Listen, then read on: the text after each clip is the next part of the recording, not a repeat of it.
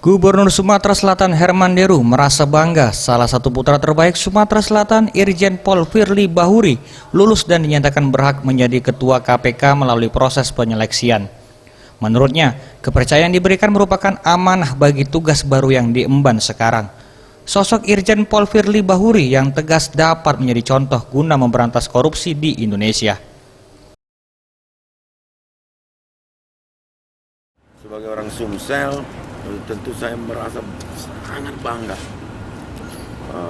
Apalagi Pak Firly juga orang Oku, ya. Bukan hanya beliau yang mendapat kepercayaan rasanya, tapi masyarakat Sumatera Selatan mendapat kepercayaan. Maka orang Sumatera Selatan juga harus menjadi teladan, karena putra Sumatera Selatan sekarang menjadi terpilih menjadi ketua Komisi Pemberantasan Korupsi. Kalau kita berbuat salah, melanggar yang berkaitan yang ditangani oleh Pak Firly, tentu orang akan mengecamnya Sumsel, kan? Maka kita harus berhati-hati, menghindari hal-hal yang sifatnya berpotensi melanggar.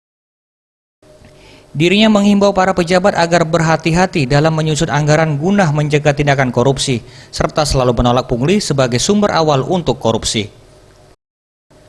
Tim Liputan Sriwijaya TV.